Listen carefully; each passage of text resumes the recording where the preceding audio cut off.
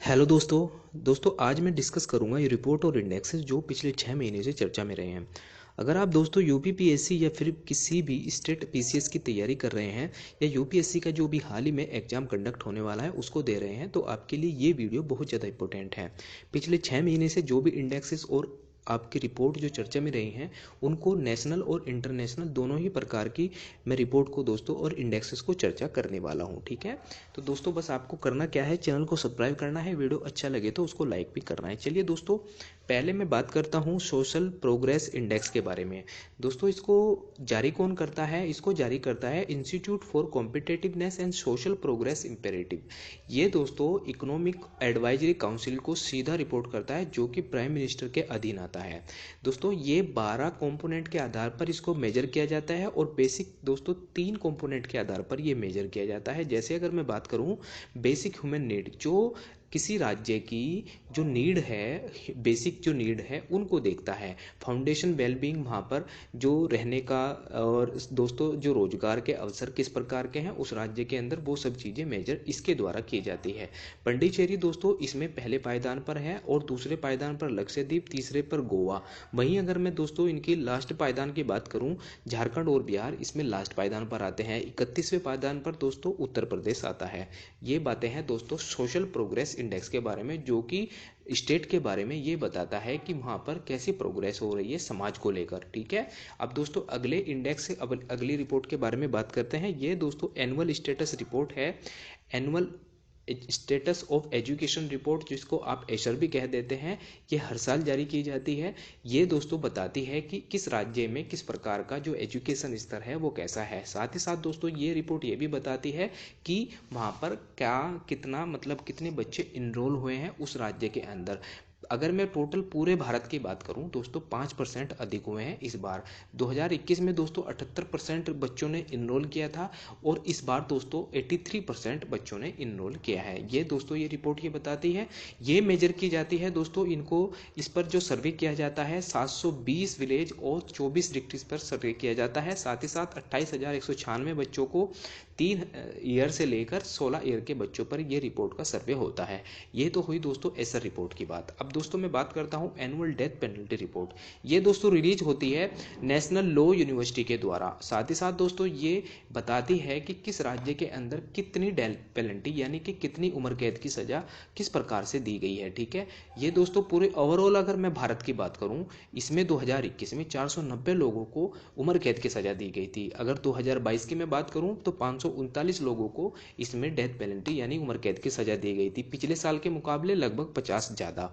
दोस्तों कुछ राज्य ऐसे हैं जैसे जम्मू कश्मीर, तेलंगाना और मणिपुर जैसे और दिल्ली। ठीक है, ये राज्य ऐसे हैं दोस्तों इनके द्वारा किसी भी प्रकार की डेथ पेनल्टी नहीं दी गई। इनके जो हाई कोर्ट है इनके द्वारा किसी भी प्रकार के कोई भी उम्र कैद की सजा नहीं दी गई। ये तो बात हुई दोस्तों एनुअल डेथ पेनल्टी रिपोर्ट। ठीक है, जो कि एक साल में एक बार रिलीज की जाती है। अब मैं बात करता हूं दोस्तों Indian state energy transition report. दोस्तों इसका जो काम है, ये जो रिपोर्ट है ये बताती है कि इस राज्य में कितने क्लीन एनर्जी को प्रमोट किया है, किस प्रकार से प्रमोट किया है। दोस्तों आपको पता होगा हमारे देश के अंदर सबसे ज़्यादा जो बिजली बनाई जाती है वो कोयले से बनाई जाती है।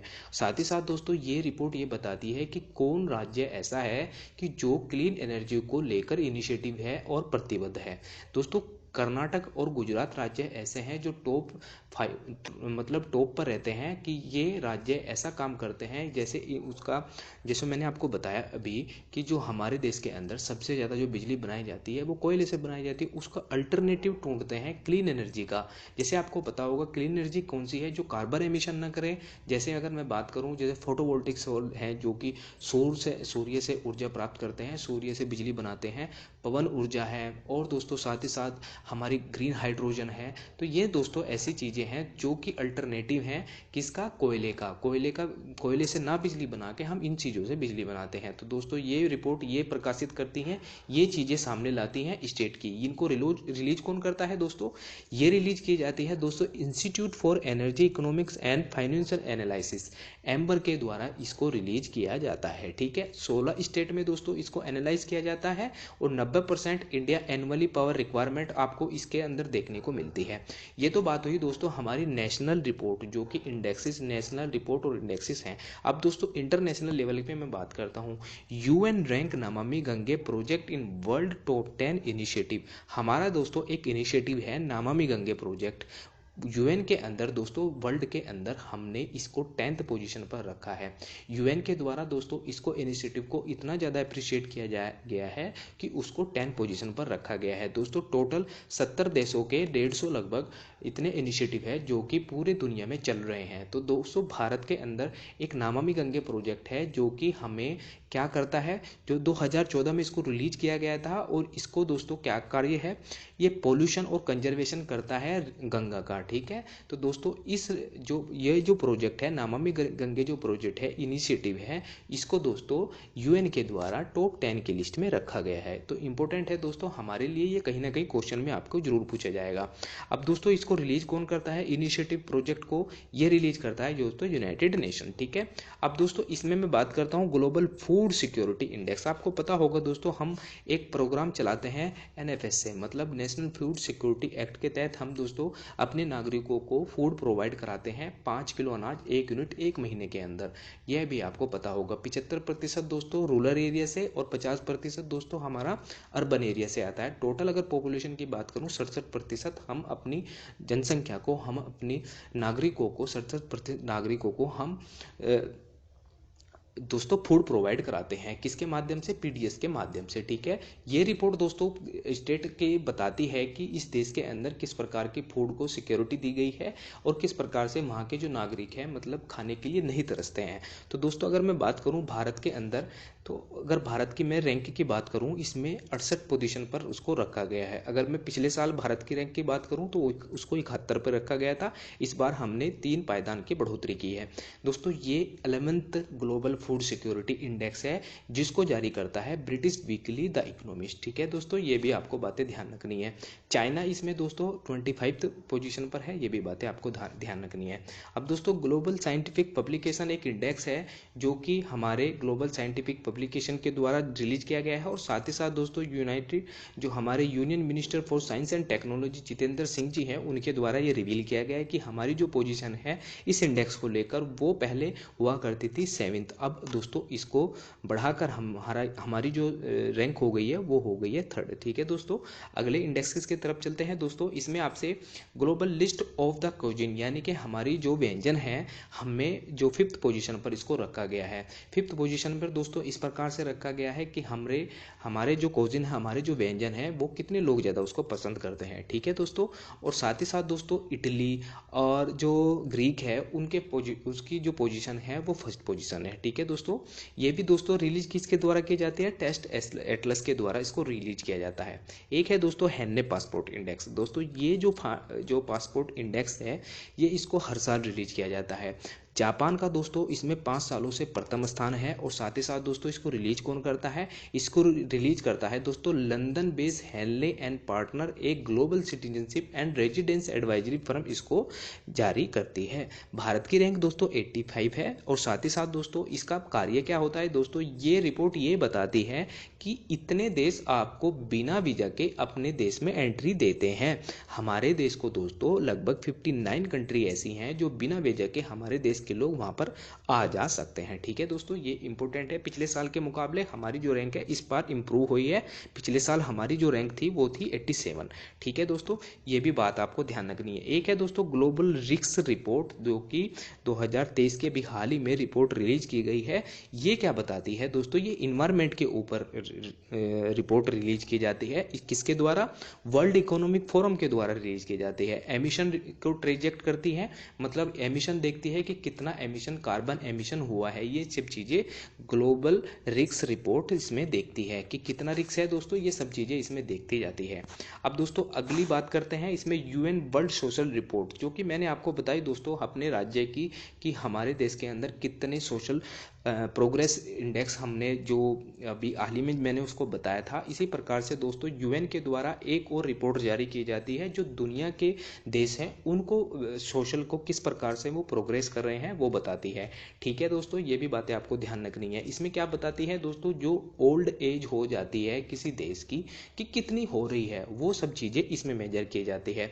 लगभग 65 साल की जो उम्र के हो जाते हैं वर्ल्ड वाइड आपको देखने को मिलेंगे 2023 के अंदर। ठीक है, इसमें आपको बढ़ोतरी देखने को मिलेगी। और दोस्तों कुछ रीजन ऐसे हैं जिसमें सबसे ज़्यादा सबसे ज़्यादा ओल्डर पर्सन आपको देखने को मिलेंगे, जैसे नॉर्थ अफ्रीका है, वेस्ट एशिया है, सब सारा अफ्रीका है। यहाँ पर आपको फास्टेस्ट ग्रोथ मिलेगी किसकी, जो ओल्डेस्ट पर्सन है। ठीक है दोस्तों, और according to national commission on population the share of the elderly in India, Bharat के अंदर दोस्तों 9% 2011 में थी और इसको ग्रोविंग होगी 2036 तक लगभग 18% दुगनी हो जाएगी। ठीक है, हमारे देश के अंदर एल्डर पॉपुलेशन। ठीक है दोस्तों, ये भी बातें आपको ध्यान रखनी है। अब दोस्तों अगली रिपोर्ट के बारे में बात करते हैं। यह है दोस्तों world economic situation and prospectus report. दोस्तों ये रिलीज की जाती है यूनाइटेड नेशन के द्वारा। ठीक है दोस्तों, ये क्या बताती है, पूरी दुनिया की जीडीपी को काउंट करती है। पूरी दुनिया की जो जीडीपी है उसको मेजर करती है। हमारी जो पूरी दुनिया की जो जीडीपी है वो होगी दोस्तों 1.9% 2023 के अंदर। 2022 में कितनी थी, 3% थी।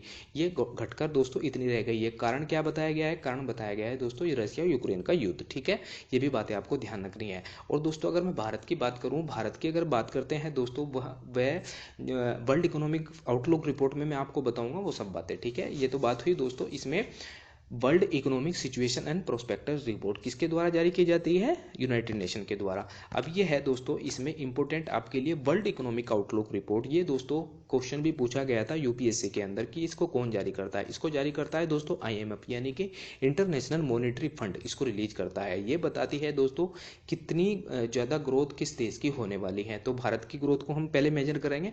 भारत की ग्रोथ को दोस्तों इसमें बताया है, इसने 6.8% रहने वाली है 2022 के अंदर, और 2023 के अंदर दोस्तों ये रहेगी 6.1%। फिर अगेन दोस्तों 2024 के अंदर ये 6.8 रहने वाली है। ये वर्ल्ड इकोनॉमिक आउटलुक रिपोर्ट के आंकड़े हैं। ठीक है दोस्तों, ये आईएमएफ इसको जारी करता है। ये दोस्तों प्रोजेक्ट ग्रोथ होती है, इतनी मतलब रहने वाली है। ठीक है, और वर्ल्ड की अगर मैं इसमें बात करूं तो 2.9 इसमें वर्ल्ड की दिखाया गया है। तो ये सब बातें आपको ध्यान रखनी है। अगली रिपोर्ट के बारे में बात करते हैं, ग्लोबल क्वालिटी इंफ्रास्ट्रक्चर रिपोर्ट। ये दोस्तों बताती है कि किस प्रकार का इंफ्रास्ट्रक्चर किस देश के अंदर क्या क्या है। ठीक है, ये दोस्तों इसमें क्या बताती है, global quality index report was release by 184 देश इसमें वर्ल्ड इकोनॉमी होती हैं। और साथ ही साथ दोस्तों इसमें जो भारत की रैंक है वो 5th पोजीशन है। ठीक है दोस्तों, जर्मनी इसमें टॉप स्थान पर है, और चाइना, फिर यूएस, फिर यूके, फिर जापान और फ्रांस इस पर 2nd पोजीशन पर और 5th पोजीशन पर इनको रखा गया है। ठीक है दोस्तों, ये बातें आपको ध्यान रखनी है। अगले रिपोर्ट के बारे में बात करते हैं, CO2 गैस एमिशन रिपोर्ट। दोस्तों ये जो CO2 एमिशन रिपोर्ट है ये बताती है कि कितनी कौन से देश कितनी रिलीज कर रहे हैं, कितनी ज़्यादा एमिशन को रिलीज कर रहे हैं, CO2 को रिलीज कर रहे हैं। दोस्तों the report highlighted that This rise in emission was significantly lower than the expansional increase over 6% in 2021। 21 के अंदर दोस्तों 6% थी, ये बढ़कर दोस्तों 9% लगभग 10% हो गई है। ठीक है, ये भी बातें आपको ध्यान रखनी है। CO2 का दोस्तों 1% इसको मतलब कम नहीं किया गया है, उसको बढ़ाया गया है। ठीक है दोस्तों, ये भी बातें आपको ध्यान रखनी है। अगली रिपोर्ट के बारे में बात करते हैं दोस्तों, ये कुछ रिपोर्ट हैं जो कि जारी की गई हैं। जैसे मैंने आपको बताया वर्ल्ड हैप्पीनेस रिपोर्ट जो कि 126वां भारत का स्थान है। वैश्विक आतंकवाद सूचकांक 13वां स्थान भारत का है। आईईपी ऑस्ट्रेलिया अफगानिस्तान का पहला स्थान है और जारी करता है। आईईपी चुनावी लोकतंत्र सूचकांक वीडैम इंस्टीट्यूट जो कि अमेरिका बेस है, इसको जारी करता है। डेनमार्क इसमें प्रथम स्थान है, 108वां भारत का स्थान है। हेनले पासपोर्ट मैंने आपको बता दिया। ग्लोबल फायर पावर सूचकांक GEGFP इसको जारी करता है। यूएसए पहले स्थान पर है, दूसरे स्थान पर इस पर रूस है, चौथे स्थान पर भारत आता है। अंतः जो अंतर्राष्ट्रीय बौद्धिक संपदा सूचकांक है वो यूएस चैम्बर के द्वारा जारी किया जाता है। अमेरिका पहले स्थान पर है, 42वां स्थान भारत का। ये आप इनको पढ़ सकते हैं। दोस्तों वीडियो कैसा लगा आप मुझे कमेंट बॉक्स में जरूर बताइए। वीडियो अच्छा लगा, अगर कोई त्रुटि है आप वो भी मुझे कमेंट बॉक्स में बताइए। दोस्तों मिलते हैं अपनी नेक्स्ट वीडियो में। Thank you all of you.